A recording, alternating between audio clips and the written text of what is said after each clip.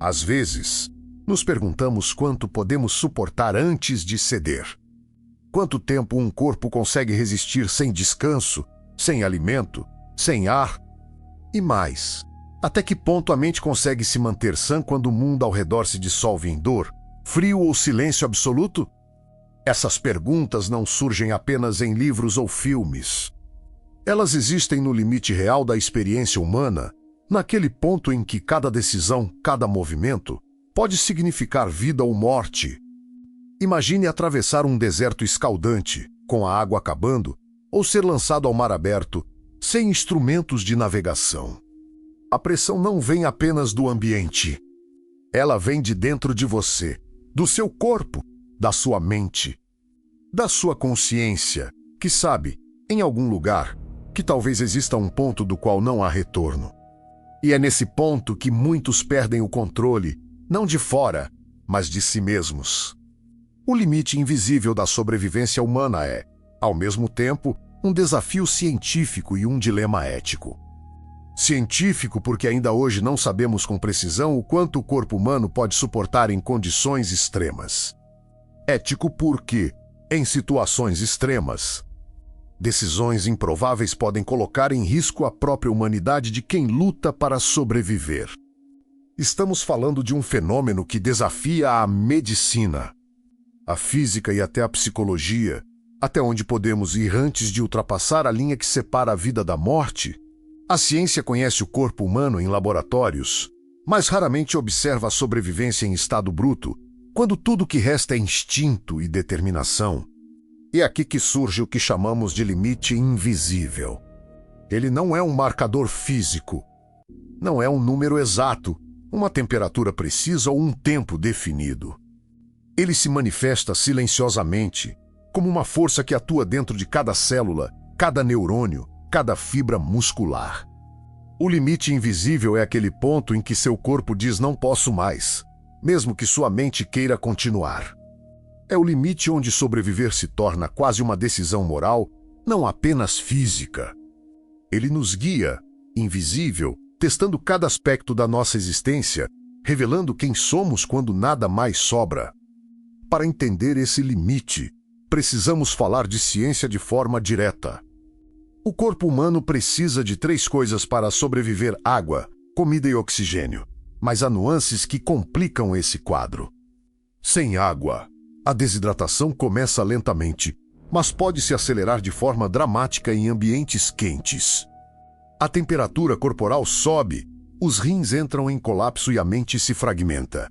Sem comida, o corpo entra em modo de emergência, queimando reservas de gordura e, finalmente, proteínas musculares. A fome extrema não apenas enfraquece o corpo, mas altera a percepção, a memória e até o senso de realidade. E o oxigênio, claro, é o mais imediato. Em altitudes elevadas ou sob água, cada segundo sem ar provoca alterações que vão desde tontura até perda de consciência em minutos. Mas nem sempre é a falta absoluta que mata. Muitas vezes, é a exposição prolongada a níveis letais subcríticos que destrói lentamente órgãos e funções vitais. É nesse ponto que a ciência encontra limites. Nenhum laboratório pode reproduzir com fidelidade a experiência real de quem enfrenta um deserto, um mar gelado ou um desabamento subterrâneo. E é aqui que surgem os dilemas. Imagine um grupo perdido em uma montanha, sem comida, sem abrigo. Um dos membros encontra uma fonte de água potável, mas apenas suficiente para uma pessoa. Quem deve beber? Quem decide?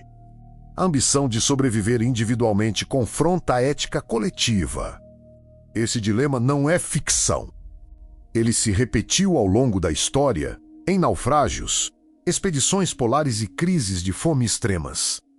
Cada escolha pode salvar uma vida ou condenar outra, e a linha entre heroísmo e desespero é tênue. O problema é que o limite invisível não se anuncia. Ele chega silencioso, mas implacável. Há registros de alpinistas que, em altitudes extremas, continuaram subindo mesmo quando os sinais vitais mostravam colapso iminente.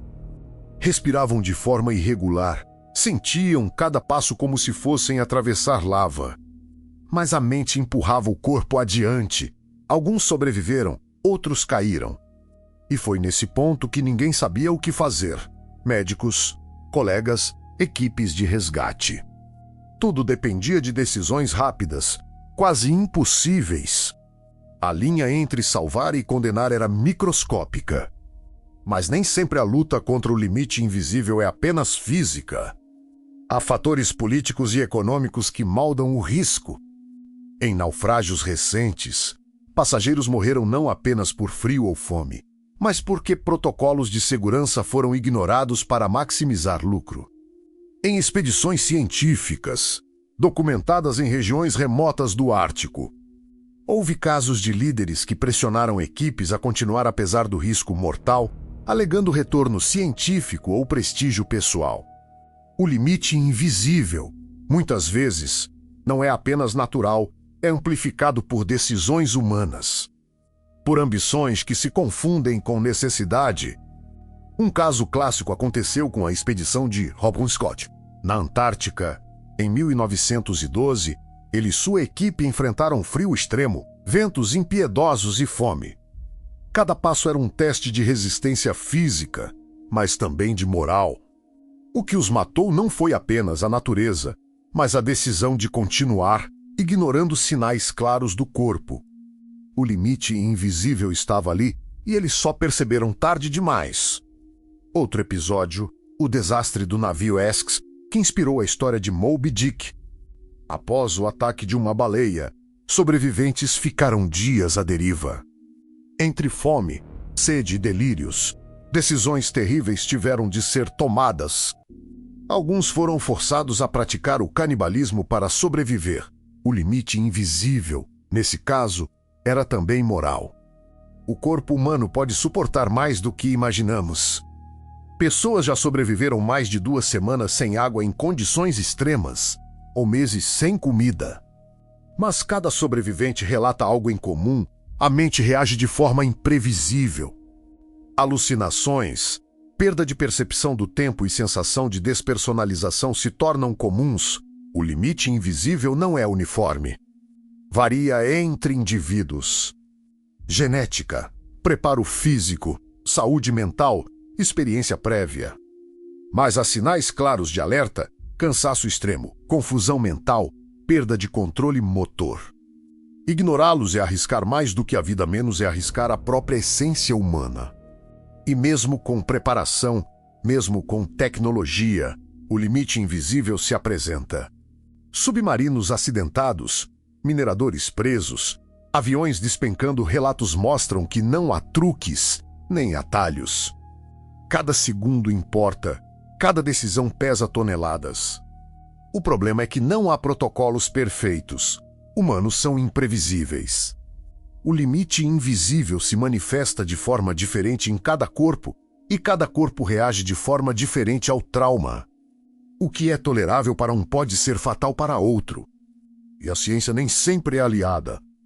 Em tentativas de prolongar a vida em condições extremas, técnicas de hipotermia ou de jejum prolongado revelaram um paradoxo: o corpo entra em estado de preservação. Mas a mente colapsa.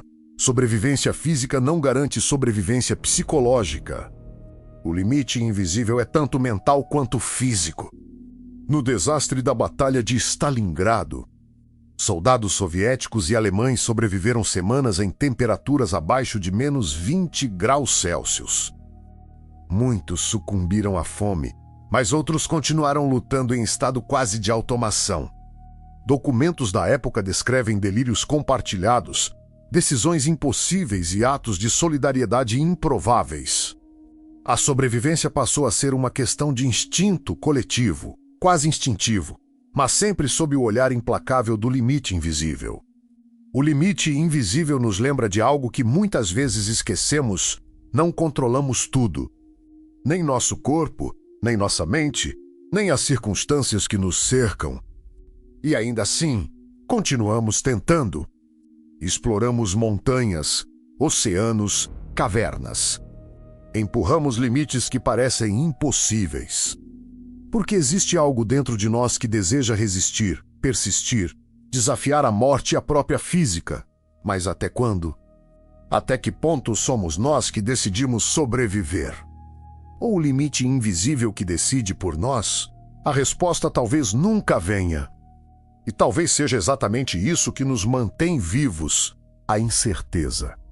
Se este vídeo trouxe perguntas que você não consegue responder, compartilhe essa reflexão. Comente o que você faria em situações extremas. E, se quiser continuar explorando os mistérios do limite humano, não deixe que essas histórias fiquem apenas na memória.